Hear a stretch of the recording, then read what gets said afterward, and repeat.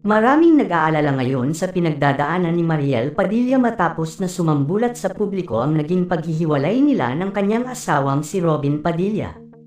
Matapos nang sumambulat sa publiko ang balitang hiwalayan umano ng mag-asawa ay marami talaga ngayon ang nagtatanong kung totoo nga ba ang kumakalat na balita patungkol sa mga ito.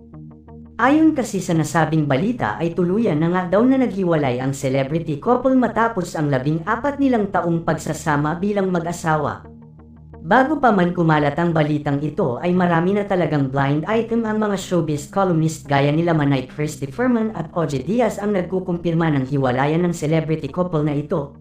Ayon sa blind item tuluyan ng tinudukan ng couple na ito ang kanilang pagsasama bilang mag-asawa matapos na maulit ang makailang beses na panloloko ng nasabing asawa na ito ng dating aktres.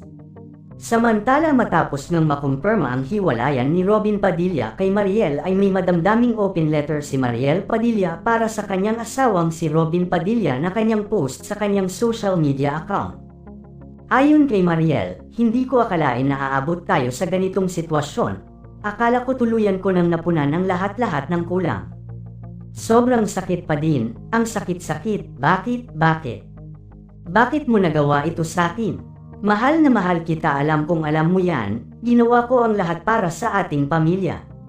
Pero bakit? Madamdaming post ni Mariel. Walang mention na name si Mariel sa kanyang nasabing post ngunit batid ng mga netizens na ito ay para sa kanyang asawang si Robin Padilla. Inulan nga ng madamdaming komento ang nasabing post na ito ni Mariel at marami ang nagpabatid ng kani-kanilang saloobin patungkol sa nangyayaring ito sa mag-asawang Robin at Mariel. Marami ang naaawa sa sitwasyong ito ngayon ni Mariel, ngunit alam naman daw ni Mariel ang buong pagkatao ng kanyang asawa sa simula pa lamang. Marami nga dumaan na babae sa buhay ni Robin at sadyang si Mariel Padilla lamang ang tanging tumagal sa pakikipagrelasyon dito.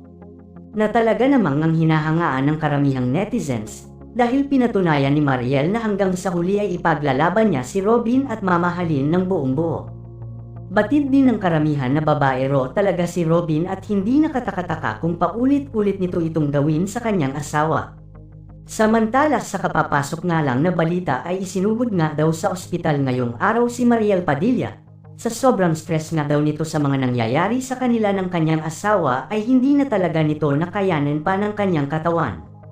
Bumigay na nga ng tuluyan ng katawan ni Mariel dahil ayon sa balita ay halos hindi na ito makausap simula nang maghiwalay sila ng kanyang asawang si Robin. Maging ang mga anak nga daw nila ni Robin ay nakakaawa na din ang sitwasyon dahil awang-awa nga daw ang mga ito sa sinapit ng kanilang mommy.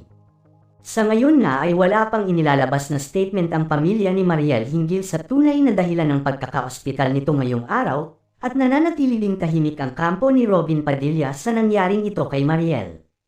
Kasalukuyan pa ding nasa ospital si Mariel at marami nang ang media ang nakaabang na malaman ang katotohanan patungkol sa nangyaring ito kay Mariel Padilla. Kung magkataon nga daw ay malaking epekto ito sa magiging muling pagtakbo ni Senator Robin Padilla dahil maaring makaapekto sa kanyang kandidatura ang nangyayaring ito sa kanilang dalawa ng kanyang asawa.